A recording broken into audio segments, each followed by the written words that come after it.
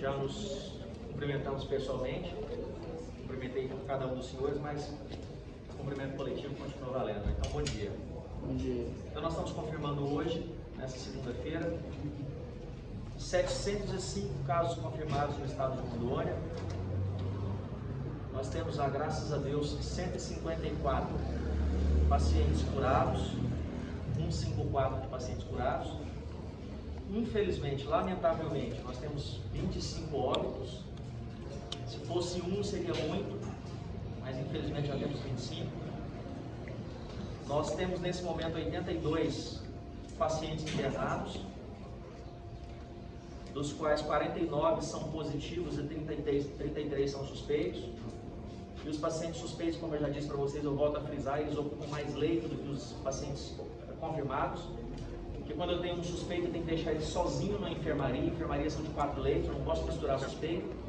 Porque um suspeito pode estar com corona, o outro pode estar com H1N1, H3N2, o outro pode estar com influenza B. A gente não pode misturar para não ter co-infecção, para não ter múltipla infecção desses pacientes.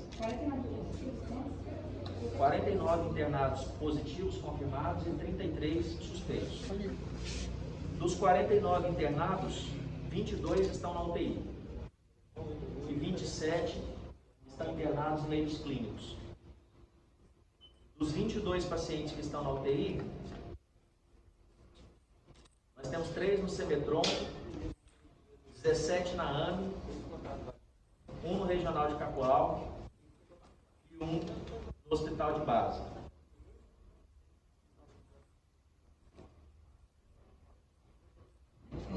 3.230 testes, 3.230 exames já foram feitos. Temos 136 amostras de ontem, aguardando no LACEN para serem realizados os exames hoje. 136, né? 136.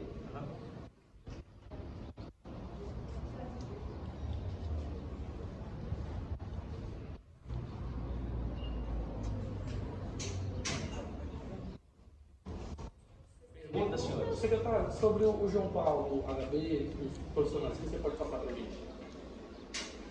Então nós temos ainda 220 profissionais afastados do hospital de base. Desses, 49 são positivos. 47 já deram negativos, estão retornando. Tem 105 aguardando o resultado de exame para hoje. Do Hospital João Paulo temos 183 afastados nesse momento, 125 positivos.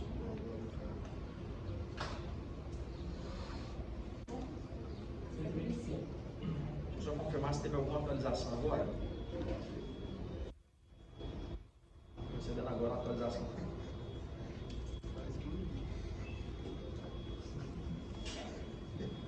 Nós temos 24 curados já do Hospital João Paulo, 24 servidores que já estão curados e já temos 207 negativos, 207 exames realizados em servidores do João Paulo, tendo sido negativos.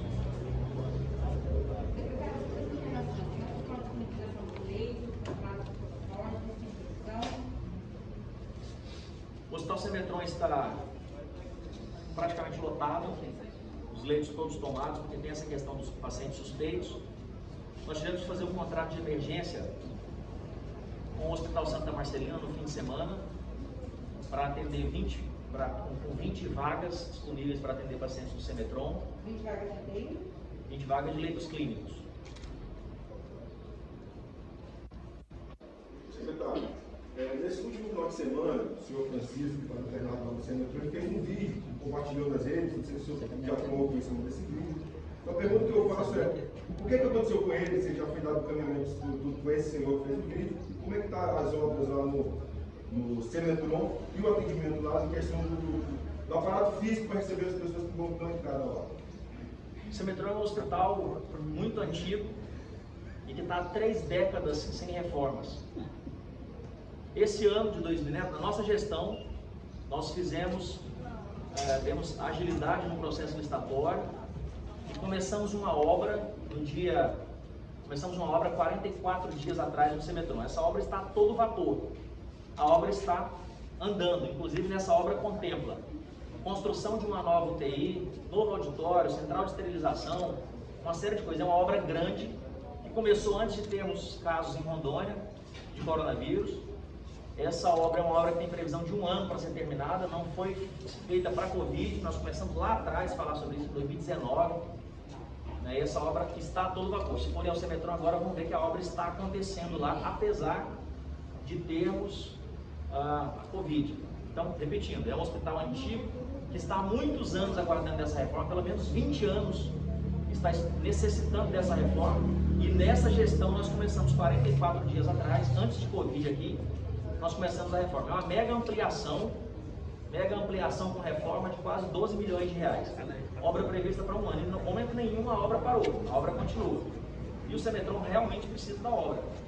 Precisa há 20 anos, mas só agora na nossa gestão que essa obra foi começada, e só agora que a gente está dando andamento nisso. Se os senhores quiserem ir lá conferir, a obra está a todo vapor, desde que começou cerca de 40 dias, 40 e poucos dias atrás. As condições realmente são precárias e agora haverá mudança. Um dos motivos nós termos lá atrás aumentado a possibilidade da contratação do pronto-abortos é exatamente as más condições do Hospital Semetron. O fato de ser pequeno, de ter poucos leitos, já está quase cheio, hoje já está cheio. No dia não estava, a gente pensa sempre 2 semanas para frente, a gente não pensa no dia. Hoje eu não estou pensando hoje, segunda-feira, dia 4. Eu estou pensando lá para o dia 20, o que vai acontecer, e é assim que a gente tem que agir, tem que se antecipar. Por isso aventamos a possibilidade de contratação do pronto-abortos, e pelo fato de não ter acontecido isso, o hospital está lotado, essas coisas estão acontecendo, esses vídeos estão circulando, e nós tivemos que contratualizar, aumentar o contrato que a gente tinha com o Hospital Santa Marcelina, de emergência no fim de semana, para que pudesse atender alguns pacientes nossos do Hospital Semetron. E como é que está a situação hoje da captação do protocolo? E como estão ligando os números de casos de internação? Quais são os próximos planos que o governo tem sobre disponibilização de leitos, principalmente de UTI? Nós precisamos da contratação de algum hospital, aumentamos o pronto-abortos, foi o que ofereceu o menor preço, mas ele teve muita especulação, porque muita gente, infelizmente, não quer ajudar. Nós estamos na pandemia que muita gente poderia estar junto ajudando, mas tem uns que ficam só jogando pedra, criticando, falando mal. Muitos deles já se arrependeram, inclusive mensagem para mim do WhatsApp, se arrependeram, poxa, perdão, falei besteira aquele dia, precisa mesmo contratar. Mas agora o próprio dono do hospital está com medo, está com receio, né? Também os preços cada dia vem subindo das coisas. Nessa pandemia vocês podem observar que tudo vem aumentando de preço. Os preços que ele ofereceu aquele dia, ele já acha que não são mais suficientes, tem receio por causa da repercussão que deu, de órgãos, repercussão de uma série de coisas. Então a gente não sabe se vai se concretizar esse contrato com o pronto-abortos. Óbvio, não dá com ele, a gente vai tentar outras possibilidades, porque nós já tínhamos, antes de fechar o contrato com o pronto-abortos, já tínhamos tudo isso desenhado e já tínhamos mais 2 planos próximos desenhados. Um deles a gente deve anunciar até quarta-feira, o próximo plano. Já fizemos esse contrato, aumentamos esse contrato com Santa Marcelina para atender emergencialmente alguns pacientes nossos agora, e até quarta-feira a gente deve anunciar o outro plano, que seria anunciado mesmo na quarta-feira, só que nós imaginaríamos que quarta-feira, dia 6, o pronto-aborto já estava funcionando normal, e nós já anunciaríamos o próximo plano, né? Que será anunciado muito em breve para todos vocês, para toda a população. Secretário, então, o dono do pronto-abortos não está querendo assinar um contrato com vocês de contratação, é isso? O contrato foi mandado na terça-feira passada para ele, mas por causa de toda essa repercussão, de algumas cobranças que foram feitas, e ele ficou um pouco assustado com tudo isso, e isso atrapalhou nós mandarmos os pacientes para lá e temos fechado o contrato. Ele não assinou o contrato que nós enviamos, nós também não tínhamos assinado, a gente manda, o prestador assina, vê se está tudo ok, e a gente faz de cá o contrato. Então, não foi assinado. O pronto-abortos não quis assinar o contrato, não assinou, e isso por causa de toda essa repercussão que deu, né, de infelizmente pessoas que atrapalham muito, que jogam pedra, mas que não entendem a situação, criticam sem entender, sem ver a real necessidade, sem ver que foi feito tudo dentro da legalidade, foi um hospital que ofereceu o menor preço. Infelizmente não deu certo ainda com o pronto-abortos. Secretário, na ponta do ambulância tem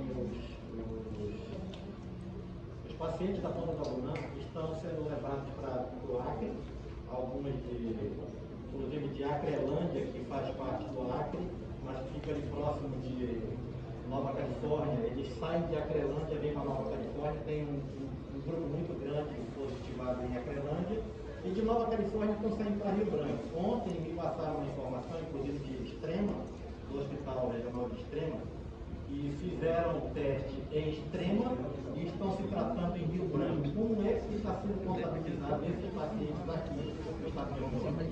Repete para mim, sintetiza a pergunta para mim. Está vindo paciente de Acrelândia, que faz parte do Acre, para Nova Califórnia, e levando para o hospital de Extrema. Tem gente que está fazendo teste em Extrema, em Nova Califórnia, em Vista Alegre do Abunã, e estão indo para o Acre, fazer tratamento no Acre. Como é que é contabilizado isso? Quando o cidadão faz um teste, ele é um caso suspeito. Se ele é um caso suspeito, ele não pode se deslocar, ele não pode sair de um lugar para outro, ele tem que ficar em quarentena. Não conheço essa situação, não sei desse caso. Se aconteceu isso, esse cidadão tem que ser penalizado.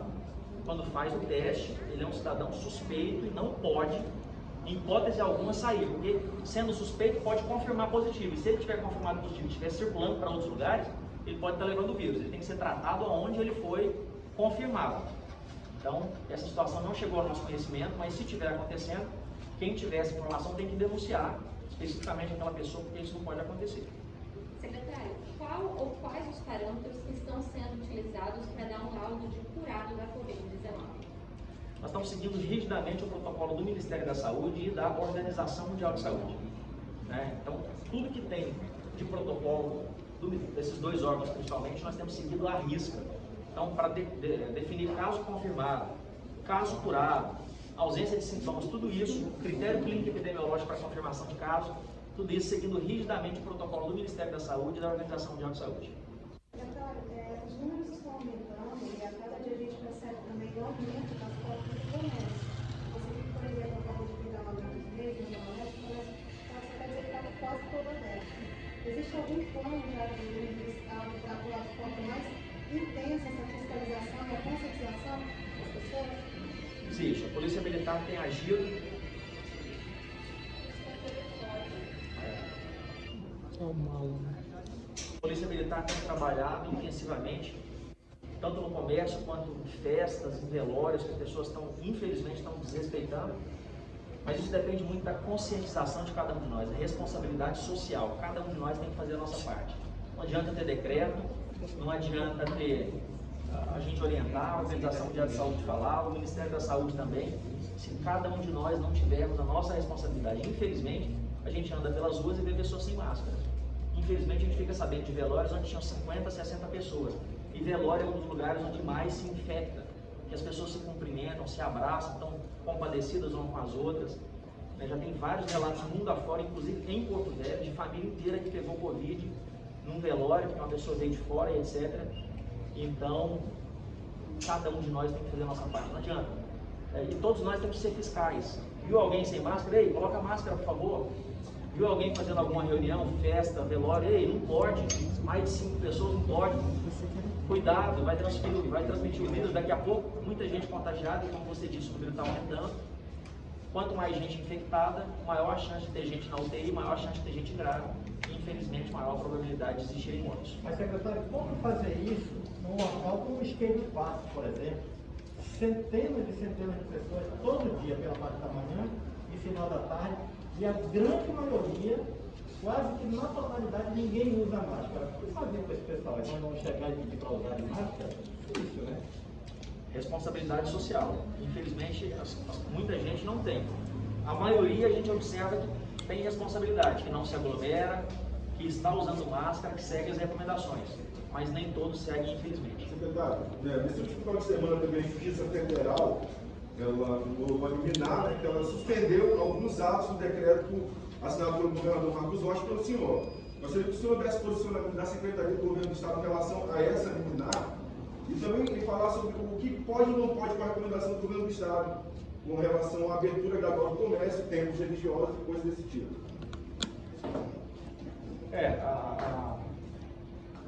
Muita gente, algumas coisas foram realmente, teve uma ação judicial, algumas coisas acabaram mudando, o governador até lançou uma alteração do decreto também essa noite, algumas outras alterações devem acontecer. O decreto mantém o fundamento do decreto ainda, apenas algumas coisas que acabaram caindo ali com a ação judicial e com a sentença judicial.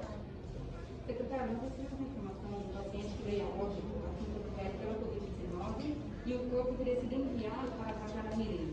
Essa envio para o lugar do paciente infectado é permitido, secretário, fazer algo disso? A Anvisa a Agência Nacional de Vigilância Sanitária tem uma regra, tem um regramento, tem uma nota técnica orientando isso.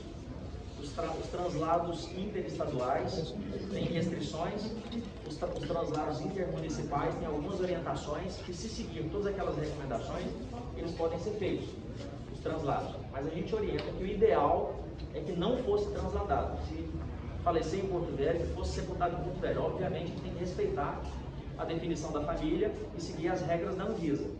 Mas o ideal, se perguntar qual é o ideal, faleceu aqui, sepulta logo, sem velório. Quanto menos transporte fizer, quanto menos contato, quanto menos tempo demorar para sepultar, menor a chance de infectar outras pessoas. Então, o ideal seria isso. Secretário, só mais uma pergunta referente ao Santa Marcelina. Quantos pacientes já foram encaminhados para lá, ou se ainda não foram ainda? De onde que são esses pacientes que vão ser encaminhados para lá? Os pacientes que estão sendo encaminhados para Santa Marcelina são os pacientes do Semetron, do Hospital Semetron, que estavam lotando ali o Hospital Semetron. O número exato de pacientes nesse exato momento eu não posso falar, porque toda hora está indo ambulância levando, alguns estão saindo de alta, então é difícil de precisar agora o número. Até porque começaram a ser feitas essas transferências ontem, agora hoje no fim da tarde a gente vai ter um número mais preciso de quantos já foram, quantos já chegaram, até porque não é fácil transportar, é uma distância razoavelmente longa, tem que ser transportado um paciente de cada vez, então isso demanda um certo tempo e uma certa logística. Foram 20 leitos? 20 leitos. Secretário, esse final de semana deve ter tido aí umas 3, 4 lives de cantores sertanejos. Todas essas lives nós sabemos que pelas redes sociais aglomera de 20, 30 pessoas. O Estado tem mecanismo de fazer uma campanha de conscientização dessas pessoas, porque essas pessoas estão tendo churrasco, festas e aglomerações. O Estado tem algum mecanismo de campanhas para proibir? A gente tem feito várias orientações em todas as nossas entrevistas, em todas as lives, em todos os vídeos que a gente faz. A pessoa tem que ter consciência de não fazer. E quem é vizinho, quem está vendo o que está acontecendo, tem que ter a consciência de denunciar. 190, liga na Polícia Militar e a polícia vai lá para tentar parar esses eventos, como tem feito alguns deles, vários. A gente acaba vendo aí pela própria imprensa que a Polícia Militar foi e fechou uma festa, fechou um evento, fechou uma reunião, fechou uma live. Mas é importante que as pessoas tenham consciência de não fazerem isso, porque isso há uma chance muito grande de disseminação da doença, do vírus, quando acontecem essas aglomerações. Certo, gente, muito obrigada.